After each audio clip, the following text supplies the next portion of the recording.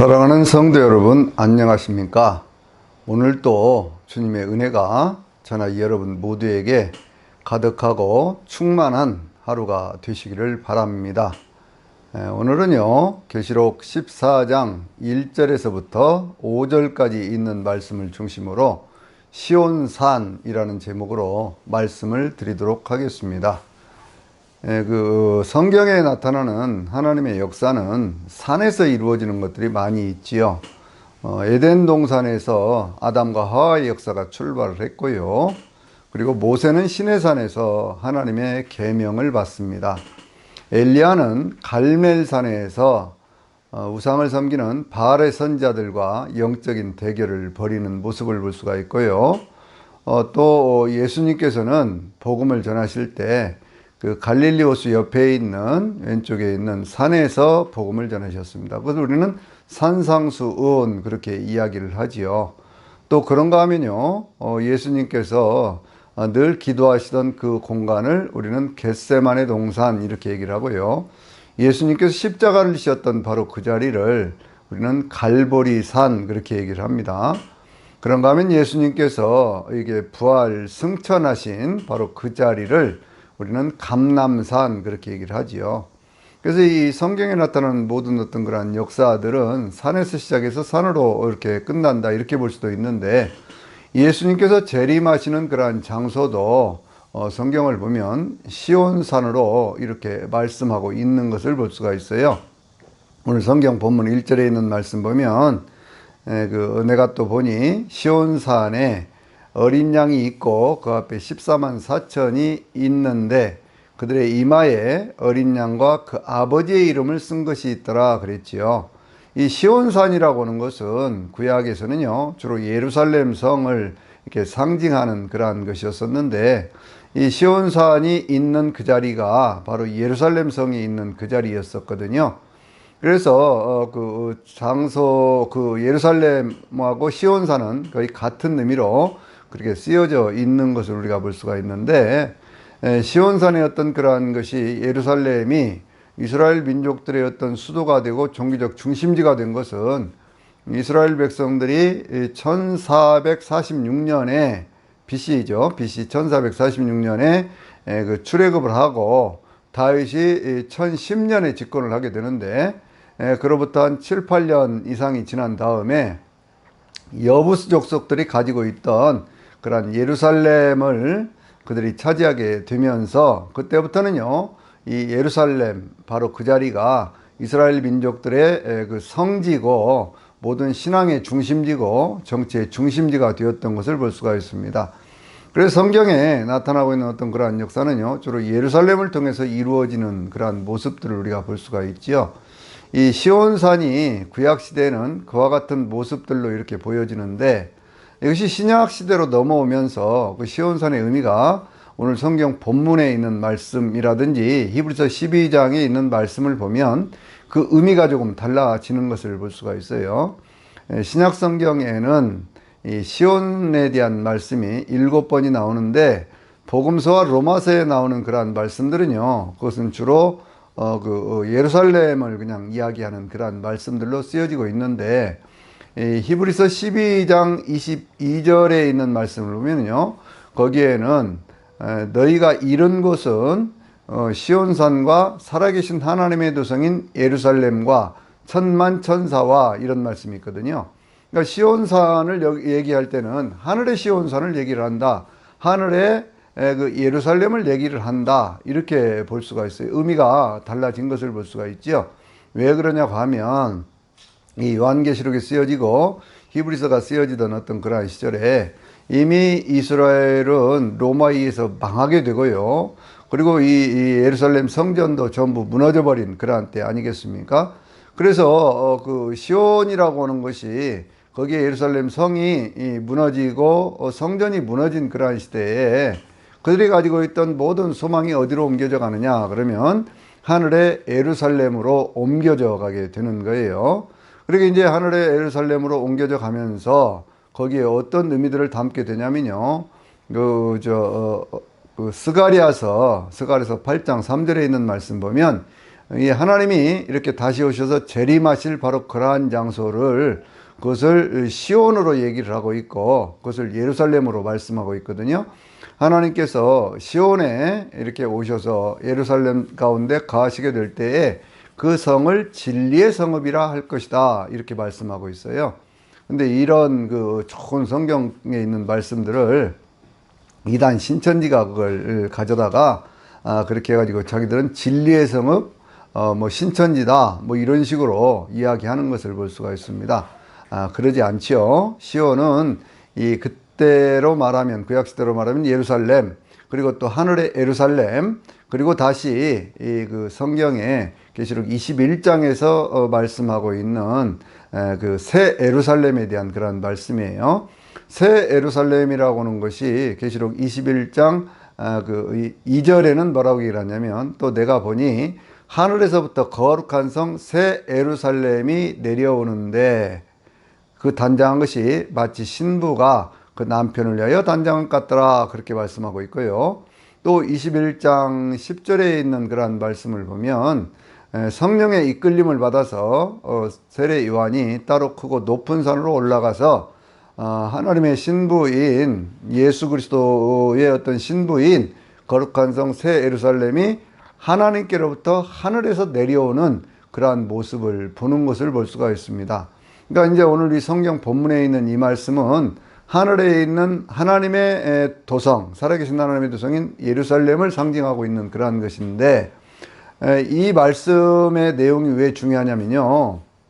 우리가 13장에 있는 그러한 말씀들 혹은 12장에 있는 말씀들을 통해서 우리는 무엇을 보았느냐 그러면 이 그 짐승들이 등장을 하면서 사단에게 쓰임받는 두 짐승들이 등장을 하면서 그들에게 경배하는 그러한 모습들 모든 사람들이 이 그 짐승에 경배를 하게 되고 그리고 이제 그 어린 양의 생명체에 기록되지 못한 사람들은 다 그 짐승에게 경배하게 될 때에 그 짐승에게 경배하지 않던 사람들이 사로잡혀 가기도 하고 죽음을 당하기도 하고 그러잖아요.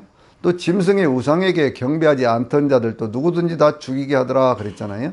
그러니까 짐승에게 경배하지 않고 끝까지 믿음을 지킨 사람들은 어디에 있느냐 이런 그 의문이 들게 되는 것이죠.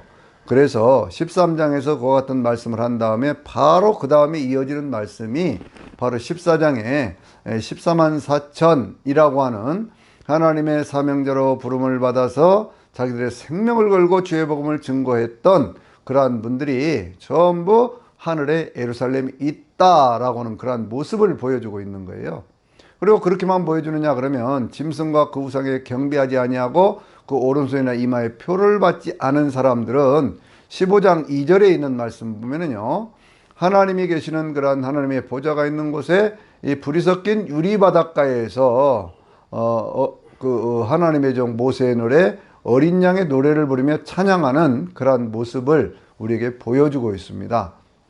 그러니까 하나님 앞에 믿음을 지키고 하나님을 경배하는 자들은 어디에 있는 거예요? 하늘의 예루살렘에 있다가 그러다가 이제 이 모든 것들이 다 심판이 마무리가 되고 새하늘과 새 땅이 이루어지고 그게 새 예루살렘 성이 이루어지게 될 때 바로 거기에 있게 된다고 하는 것을 말씀하고 있는 거예요.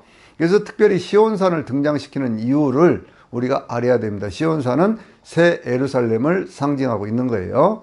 그리고 예수님께서도 말씀을 하시기를 마태복음 24장 16절에서 뭐라고 말씀하셨냐면 환난의 때가 오면 너희가 전부 유대에 있는 자들은 산으로 도망할지어다 이렇게 말씀을 하셨거든요. 근데 그 산이라고 하는 것이 뭐냐라고 생각을 하면서 많은 사람들이 어떤 그 특정한 장소를 이렇게 상징을 하고 그것에 대해서 얘기를 하지요. 그래서 이제 뭐 이단들은 특별히 자기들이 있는 곳이 그와 같은 곳이다 그렇게 얘기를 하면 사람들을 미혹을 합니다. 그런데 이 산의 의미를 깊이 생각을 해보면 예수 그리스도 안에 사는 것 바로 그것을 깊이 영적으로 의미한다 이렇게 볼 수가 있어요. 어떤 특정한 장소에 매기 시작하면요 반드시 이단에 미혹되게 되는 경우들이 많이 있어요. 그러니까 우리가 늘 이 산의 의미 시온산의 의미를 잘 새겨서 바로 그 자리에 어린 양 대신 예수 그리스도가 있고 그리고 바로 그 자리에 그 하나님의 이름이 쓰여진 어린 양과 그 이름이 그 이마에 쓰여진 14만 4천이 바로 그곳에 있다 라고 하는 것에 대해서 확신을 가지고 그렇게 믿으시기를 바랍니다. 그들의 이마에 그 어린 양과 그 아버지의 이름을 쓴 것이 있다고 하는 것은 그들이 하나님께로 인침받았다라고 하는 것이, 하나님께로 구별되었다, 그런 얘기죠. 그래서 그 계시록 9장 6절에도 있는 그러한 말씀들을 보면요, 4절부터 6절까지 있는 그러한 말씀들을 보면 거기에 어떤 말씀이 있냐면 그 이마에 인침을 받지 않은 자들만 해야라 그랬죠. 그 인침이 뭐예요? 하나님의 인침. 그 하나님의 인침이라고 하는 것이 계시록 7장에 있는 말씀 보면요, 3절에 있는 말씀을 보면 우리 하나님의 종들의 인치까지 땅이나 바다나 수목들에게 바람이 불지 못하게 하라 그랬잖아요. 하나님의 종들입니다. 하나님의 종들, 그들의 이마에 인을 치는 그러한 내용이 뭐냐? 하나님의 자녀로서 구별된 사람들이다, 하나님의 사명자로서 구별된 사람들이다 라고 하는 것을 보여주고 있는 것이고, 그들은 죽기까지 자기들의 믿음을 지키고 신앙을 지키고 온전히 그렇게 살았더니 생명을 잃어버리는 그러한 일들이 있다고 할지라도 그들을 하나님께서 영원한 천국으로 인도하신다라고 하는 것을 14장 1절에서 말씀을 하고, 이것이 하늘에 있는 예루살렘이라고 하는 것은 그 뒤에 있는 그러한 말씀들을 보면 우리가 덜 이해할 수가 있는데요, 그것은 무슨 얘기냐 그러면요, 그 다음에 있는 말씀 보니까 요한 사도가 내가 또 들은 소리가 있는데 그 소리가 어떤 소리예요? 많은 물소리와도 같고 그리고 그 우레소리와도 같은데 내가 들은 그 소리는 검은 고를 가진 자들, 검은 고를 타는 자들이 검은 고 타는 것과 같더라, 그렇게 말씀하고 있잖아요. 여러분, 여기에 많은 물소리와 같은 얘기는 어디에 있어요? 계시록 1장에 보면 주님의 음성이 많은 물소리와 같고 그랬잖아요. 주님의 음성이 들려지고 또 거기에 우레소리와 같고 그랬는데, 우레소리는 이 인을 뜰 때 내 생물들이 우레와 같이 큰 소리로 외치면서 오라 그러잖아요. 그러니까 이 음성은 주님의 음성과 천사들의 음성이 함께 들려지는 것 같은데, 그 모든 음성들 가운데서 자기가 들은 소리는 검은 고를 가진 자들의 검은 고 타는 것과 같더라 그랬어요. 이 검은 고라고 하는 것은 그 성경이 쓰여지던 그러한 시대에 그날에 검은 고가 없었기 때문에 비파라고 하는 것을 검은 고로 이렇게 번역을 한 겁니다. 근데 이단에 있는 그 안상홍 증인회라고 하는 거 있죠. 요즘에 하나님의 교회라고 얘기하는, 거기에서는요 뭐라고 얘기를 하냐면 그게 많은 물소리가 많은 물 홍자이고 그리고 검은고라고 하는 검은고 상이니까 거기에 안상욱이라는 이름이 나온다, 이렇게 하면서까지요 사람들을 미혹을 했어요. 근데 사람들이 그냥 그럴듯하니까 거기에 넘어가서 거기에 하나님의 이름이 나오는구나, 재림 예수의 이름이 나오는구나 그러면서 그렇게 넘어가게 된 것이거든요. 그들이 안상홍 증인이 여다가 하나님의 교회라고 이렇게 바꾼 것은 안상홍 씨가 하나님이다 그런 얘기고, 거기에는 지금 누구도 있다는 거예요? 장길자 씨가 어머니 하나님으로 있다, 이렇게 지금 황당한 얘기들을 하고 있잖아요. 그러니까 여러분들 이런 것들을 우리가 잘 분별하고 그렇게 주님을 믿어야 됩니다. 이 산에서 이루어지는 어떤 그러한 역사 가운데 주님의 어떤 그러한 재림에 대한 얘기를 할 때도요, 사도행전 1장 11절에 있는 말씀 보면 주님께서 너희 가운데 올라가신 그대로 다시 오시리라, 그렇게 말씀을 하고 있잖아요. 그런데 그 장소가 어디예요? 감람산이거든요. 그런데 이 감람산에 대한 어떤 그러한 말씀이 구약 성경에도 주님의 재림에 대한 그러한 얘기들을 할 때 많은 곳에서 그렇게 인용이 되고 있는데, 그 가운데 이제 스가랴서 14장 4절에 있는 말씀 보면 바로 거기 감람산에 여호와 하나님께서 강림을 하신다라고는 그런 표현이 있어요. 그래서 이 모든 것들이 이 산에서 이루어지는 그러한 역사로 성경이 이렇게 쭉 설명하고 있는 것도 우리가 살펴보면 구원의 역사에 대한 것들을 우리가 좀 더 잘 이해할 수가 있습니다. 거기에 그 사람들이 검은 고를 타는 사람들이 검은 고를 가진 사람들이 검은 고 타는 소리와 같다고 그랬는데, 그러면서 그 다음에 나오는 말씀이 뭐예요? 그렇게 얘기를 하고 있죠. 그들이 보좌와 내 생물과 24장로들 앞에서 새 노래를 부르니 이 노래는 땅에서 속량을 받은 14만 4천 외에는 배울 자가 없더라, 이렇게 되어 있거든요. 그러니까 보좌와 내 생물과 24장로들이 있는 곳이 어디입니까? 하늘의 예루살렘이죠. 하나님의 성전이 있는 하늘이죠. 그러니까 지금 이 요한 사도가 보고 있는 바로 이 모습, 14만 4천이 있는 바로 그 자리는 하늘의 예루살렘에 있는 그러한 모습을 지금 보고 있는 거예요. 지금 왜 이런 이야기들이 중요하냐면요. 요한 사도가 살던 그 시대가 어떤 시대입니까? 모두가 다 핍박을 당하고 사도들도 다 순교를 당하고 수없이 많은 사람들이 짐승을 숭배하지 않는다고, 사단을 숭배하지 않는다고 죽임을 당하던 그러한 시대 아닙니까? 거기에 얼마나 많은 사람들이 신앙의 어떤 그런 회의를 가지게 되었을 거예요. 거기에 많은 사람들이 이렇게 죽어가면서까지 예수를 믿어야 되나 하는 그러한 생각을 했을 거 아니에요. 그럴 때 하나님께서 요한 사도를 통해서 보여주는 것입니다. 삶이라고 하는 것이 세상의 삶으로 끝나는 것이 아니라는 거예요. 그것은 영원한 하늘나라, 우리의 영원한 본향이 있다고 하는 것을 우리에게 말씀하고 있는 것이죠. 그래서 요한 사도가 요한복음 16장 33절에서도 그렇게 말씀하잖아요. 세상 가운데서는 너희가 환난을 당하나 담대하라, 내가 세상을 이기었노라. 그러한 주님의 말씀을 이야기하고 있잖아요. 그러니까 우리가 이러한 말씀들을 통해서 더 확신을 가져야 될 것은 천국은 확실히 있다라고는 그러한 사실에 대해서 분명한 믿음을 가지고요. 오늘날에도 뭐 육신은 죽일 수 있으나 그 영혼까지 죽이지 못하는 그러한 자들을 두려워할 것 없이 오직 예수의 믿음을 가지고 그렇게 살아야 될 줄로 믿습니다. 그들이 새 노래를 부르는데 땅에서 속량함을 받은, 속량함이라는 것이 뭐예요? 그건 죄사함을 받았다 그런 얘기죠. 예수 그리스도를 통해서 죄사함을 받았다 그런 얘기죠. 히브리서 10장 13절에 있는 말씀을 보면요, 주님께서는 단 한 번의 제사로 거룩하게 된 자들을 온전하게 하셨다 그렇게 말씀을 하고 있거든요. 그러니까 우리는 항상 이 어린 양 예수를 생각할 때마다 뭘 생각하는 거예요? 예수 그리스도의 십자가를 생각을 하고 예수 그리스도의 십자가의 공로를 통해서 구원받았다라고 하는 것, 그것을 늘 우리는 마음에 새기고 살아야 됩니다. 다른 길은 없는 거예요. 주님께서 내가 곧 길이요 진리요 생명이라고 말씀하셨고, 나로 말미암지 않고는 아버지께로 올 자가 없다고 말씀을 하셨고, 또 사도행전 4장 12절에서는 뭐라고 말씀을 하셨습니까? 이 예수라는 이 이름 외에는 우리에게 구원받을 다른 이름을 주신 일이 없다 이렇게 말씀을 했잖아요. 그러니까 오직 예수의 믿음을 가져야 돼요. 속량을 받은 14만 4천인 외에는 배울 자가 없다 그랬기 때문에 우리가 늘 예수 그리스도의 복음을 먼저 듣고 배우고 하는 것은 이 죄사함에 대한 확신이 있는 사람들이 하는 거예요. 여러분, 죄사함에 대한 확신도 없는데 그 다음에 어떻게 몸이 다 사는 것과 영원히 사는 것을 믿을 수가 있겠습니까? 그래서 그렇게 지금 표현을 하고 있는 거죠. 구원에 대한 문제인데, 이것도 이제 이단에 속한 자들은 뭐라고 얘기를 하냐면, 자기들에게 속한 14만 4천 외에는 이러한 누굽니까? 이단의 교주가 가르쳐주는 그러한 교리를 배울 자가 없고, 그래서 자기들이 진리의 성읍이다 이런 식으로 사람들을 미혹하고 그러거든요. 여러분, 그런 얘기겠습니까? 성경이 그걸 말씀하고 있겠습니까? 절대로 그런 것이 아니지요. 그래서 우리가 이런 말씀들을 볼 때 해석을 바로 하고 분명히 해야, 그래야 우리가 그러한 내용들을 알 수가 있어요. 이 14만 4천에 대한 어떤 자격 요건을 상당히 엄격하게 그렇게 말씀을 하고 있지요. 그 엄격한 그러한 내용들이 뭐냐 그러면, 이 14만 4천이라고 하는 사람들이 어떤 사람이냐, 그들은 여자와 더불어 더럽히지 않은 순결한 자들이요 라고 얘기를 했지요.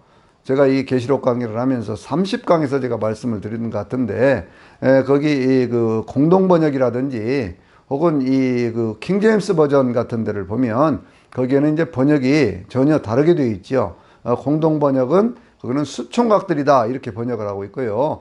또 킹제임스 버전을 보면 그 순결한 처녀들, 시집가지 않은 처녀들 뭐 이런 식으로 번역을 하고 있거든요. 근데 그러한 의미들이 어떤 그러한 특정한 어떤 그 교파의 교리를 뒷받침하는 그러한 번역들이기 때문에 그런 것이 아니죠. 왜냐하면 이 14만 4천이라고 하는 그러한 사람들은 온 세상 온 땅에 있는 사람들 가운데 구별된 하나님의 백성들인데, 그들을 어떤 그러한 킹제임스 버전 쓰는 사람들은 그렇게 얘기를 합니다. 그들은 여자와 더불어 더럽히지 않은 자들이다 그렇게 얘기를 하니까요. 그들은 아마 남자들이었을 것이다 그렇게 얘기를 하고요. 그 수총각들이다 그렇게 얘기를 하는 것은, 캐톨릭 같은 데서는 신부들이 장가를 가지 않잖아요. 그러니까 그런 것들을 배경으로 깔고 그렇게 번역을 한 것 같아요.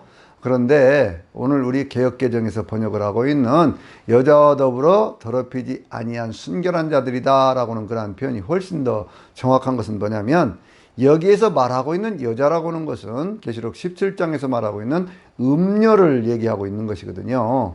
이 음녀는 어떤 존재냐 그러면 이 계시록 17장 5절에 있는 말씀 보면은요, 거기에 대문자로 이렇게 크게 쓰여진 그러한 내용이 있어요. 계시록에는 대문자로 쓰여진 곳이 두 곳이 있다고 그랬지요. 첫째가 이 17장 5절, 또 하나가 19장 16절. 근데 17장 5절은 음녀의 정체를 밝혀주는데, 비밀이라 큰 바벨론이라 땅에 음란한 것들과 가증한 것들의 엄이, 그렇게 되어 있거든요. 19장 16절은 예수 그리스도, 재림하신 예수 그리스도의 옷과 다리에 이름이 쓰여져 있는데, 만왕양 만주의 주, 그렇게 쓰여 있다고. 이게 두 말씀만 아주 큰 대문자로 이렇게 쓰여져 있거든요. 그래서 이제 우리가 그러한 내용들을 보면 말세의 어떤 영적인 전쟁이 어떻게 이루어지고 있는가, 그런 걸 볼 수가 있는데, 거기 보니까 땅에 음란한 것들과 가증한 것들의 엄이라고 그랬어요. 음란한 것들은 뭡니까? 그것은 잘못된 가르침, 이단 사설, 뭐 헛된 종교, 철학, 뭐 이런 모든 것들을 가리켜서 그것을 음란한 것, 그렇게 얘기를 하지요. 그래서 계시록 2장에 보면 두아디라 교회가 있잖아요. 두아디라 교회에 그 교회가 여러 가지 많은 것들을 잘했음에도 불구하고 한 가지 책망을 받는 그런 내용이 있죠. 그것은 뭐냐면, 자칭 선지자라고는 여자 이세벨을 용납한 것인데, 그 여자가 내 종들을 가르쳐 꿰어 행음하게 하고 우상제물을 먹게 했다, 그렇게 말씀하고 있잖아요. 그러니까 가르쳐서 꿰는다고 하는 거예요. 그것이 음행이라고는 그러한 단어로 표현이 되면서, 그것이 영적인 것, 육적인 것, 그 모든 것들을 더럽히는 그러한 내용으로 되어 있고요. 가증한 것, 그렇게 얘기를 할 때는요, 대개 우상숭배의 행위를 얘기를 할 때 가증한 것, 그렇게 얘기를 합니다. 그러니까 하나님을 섬기지 않고 하나님이 아닌 다른 존재를 신으로 섬긴다든지 자기의 경배의 대상으로 삼는다든지 하는 모든 것들은 다 가증한 것이에요. 그래서 가증한 자들은 계시록 21장에 있는 말씀, 8절에 있는 말씀 보면요, 음란한 것들과 가증한 것들과 그리고 거짓말하는 자들은 다 성 밖에 있으려니 이것이 둘째 사망 불못이라, 이렇게 말씀을 하고 있거든요. 그러니까 이제 어떤 이단 사설에 빠져버린다든지 혹은 뭐 어떤 우상을 섬긴다든지 하는, 하나님 외에 다른 것을 섬기는 그러한 짓을 하는 사람들은 영원한 지옥불에 던져지게 된다 라고 하는 것도 말씀을 하고 있는 거예요. 그래서 이 여자가 누군지를 바로 알아야 됩니다. 이 여자는 계시록 12장 1절에 나오는 그 여자가 아니에요. 그 여자는 영광스러운 교회의 모습을 보여주고 있죠. 거기에 하늘에 크고 놀라운 이적이 하나가 보이는데, 그 이적의 모습이 무엇이었습니까? 해를 옷처럼 입고 있고 그 발에는 달이 있고 그 머리에는 12별의 면류관이 있는 그러한 여자의 모습을 보여줬잖아요. 그러니까 그 여자가 아니라 17장에 나오는 음녀다, 그렇게 보시면 되는 거예요. 이 사람들은 어떻게 했습니까? 그들은 어린 양이 어디로 가든지 따라가는 자들이요, 그랬잖아요. 그러니까 예수님께서 십자가를 지셨던 것처럼 자기 십자가를 지고 주님을 따라가는 자들이고, 그리고 주님께서 이 영원한 시온산 하늘의 예루살렘에 있는 데까지 따라가는, 그래서 이 사람들은요, 나중에 어린 양의 혼인잔치에도 참여하게 되고 천년왕국에 참여하게 되고 영원한 새하늘과 새 땅의 천국을 누리게 되는 바로 그러한 사람들이다. 그들은 어디까지 따라가는 사람들이에요. 어디까지라도. 그런데 그 가운데 특별히 강조하는 건 뭐예요? 고난의 자리에서도 그것을 두려워하지 않는다, 그러죠. 요한사도가 그렇게 얘기를 하잖아요. 요한계시록이 1장에 10절에 있는 그런 9절 10절에 있는 말씀을 보면은요, 나 요한은 예수의 환난과 나라와 참음에 동참하는 자라, 그렇게 얘기를 했잖아요. 내가 하나님의 말씀과 예수를 증언하였음으로 인하여 반모라는 섬에 있었더니, 그렇게 얘기를 하잖아요. 그러니까 이 어떤 그런 고난의 상황을 피하지 않고 믿음을 지키기 위해서 환난을 어떤 그러한 것들을 이겨내는 바로 그러한 모습을 우리에게 보여주고 있습니다. 그 다음에 있는 말씀이 뭡니까? 그 다음에 있는 말씀은요, 이런 얘기죠. 그들은 땅에서 속량함을 받은, 바로 구원함을 받은 첫 열매로 하나님과 그 어린 양에게 속한 자들이다, 그렇게 말씀을 하고 있지요. 그러니까 이제 이 첫 열매라고 하는 것이 무엇을 상징하는 겁니까? 첫 열매라고 하는 것은, 그것은 출애굽기 13장이죠. 13장 1절과 2절에 있는 말씀을 보면은요, 거기에 어떤 내용이 있냐면, 이스라엘 백성들을 구원하기 위해서 하나님께서 그 애굽의 모든 초태생들을 다 멸하셨잖아요. 그 멸하신 그 뒤에 주님께서 너희 가운데 있는 모든 초태생들은 다 내 것이다, 이렇게 말씀을 하셨어요. 그래서 이 초태생이 전부 하나님의 것이 되어지는 것인데 모든 첫 열매도 하나님의 것이다. 구약성경에서 그렇게 말씀을 하고 있고요. 예수 그리스도를 가리켜서 부활의 첫 열매 그렇게 말씀을 하고 있잖아요. 이것은 무엇을 얘기하는 거냐 그러면 첫 것이 하나님의 것이면 첫 것을 하나님께 드리면 첫 열매라고 하는 것은 모든 열매가 익어지기 전에 먼저 익는 그 열매 아닙니까? 그것은 뭘 얘기하는 거예요? 그 다음에 그와 같은 열매들이 또 맺어진다고 하는 것을 말씀하고 있잖아요. 그러니까 예수 그리스도가 부활의 첫 열매 드신 것처럼 우리도 똑같이 예수 그리스도와 같은 그러한 모습으로 주님께 재림하실 때 고린도서 15장에서 말씀하고 있는 대로 호련히 변화해서 그와 같은 모습을 가지게 될 줄로 믿습니다. 그게 첫 열매의 의미예요. 그러니까 이 사람들이 첫 열매라고 하는 것은 구원받은 모든 백성들이 있고 그 다음에 짐승과 우상에 경배하지 않은 모든 사람들이 하나님의 바닷가 에서 유리바닷가에 서서 거기에서 이제 찬양하는 그러한 모습으로 확장되어 가는 그러한 모습을 볼 수가 있죠. 24장로가 있고 거기에 그 14만 4천의 그 주의종들이 있고 거기에 무수하게 많은 그냥 셀 수 없는 흰물이 그러한 그 흰옷 입은 무리들이 바로 짐승과 우상에 경배하지 않은 그러한 무리들이 전부 하나님 앞에 서 있는 그런 환상을 지금 보고 있는 거예요. 그러니까 요한사도가 현실에서 보면은 자기 혼자 지금 밤모섬에서 귀양살이 하면서 참 이게 죽어야 되는지 살아야 되는지도 잘 모르는 그러한 상황, 절망과 낙심과 고통과 눈물과 뭐 이런 것들로 가득 차 있는 그러한 상황 속에서요.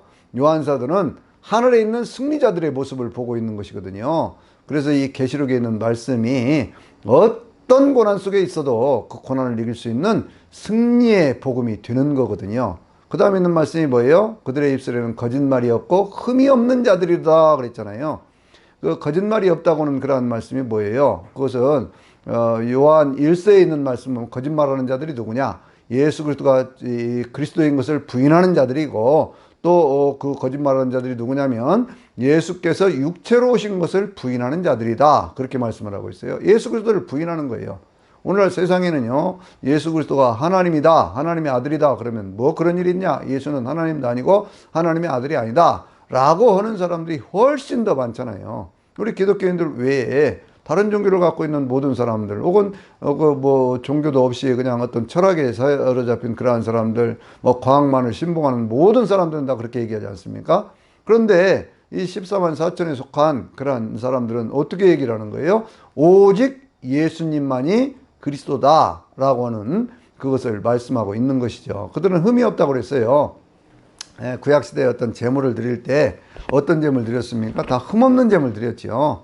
뭔가 상처가 있다든지 무슨 뭐 발이 어떻게 됐다든지 그런 양 안 드렸잖아요. 그러니까 온전히 순결한 그러한 모습으로 하나님께 드릴 만한 그러한 삶을 살았다. 그거거든요. 이 흠이라고 하는 것에 대해서 베드로서는 베드로 후서에서 뭐라고 얘기를 하냐면요. 낮에 연락을 즐기면서 날마다 놀고 하는 그러한 사람들을 점과 흠이 있다. 그렇게 표현을 하고 있어요. 그러니까 세상에 어떤 취해서 어떤 그런 세상 것만 좋아하고 하나님의 영광을 가리는 그러한 행위를 하면 흠이 있는 삶이 되는 것이거든요. 그래서 순결. 그래서 옛날 이스라엘 백성들의 제사장들의 이마에는 여호와께 성결이라고 하는 그런 패를 거기다 붙여놨잖아요. 그래서 이제 그 1절에 있는 말씀에도 그들의 이마에는 어린 양과 그 아버지의 이름을 쓴 것이 있더라 이렇게 표현하고 있잖아요. 그래서 우리가 이 시온산에서 이루어지는 이러한 역사를 보면서 오늘 또 저나 여러분의 그 마음속에 또 영으로 하늘을 바라보면서 하늘의 신비 가운데 오늘 이 세상을 믿음으로 이겨나갈 수 있는 바로 14만 4천과 같은 그러한 믿음으로 세상을 이길 수 있는 그러한 은혜가 있게 되시기를 바랍니다. 오늘도 평안하시기를 바랍니다. 아멘.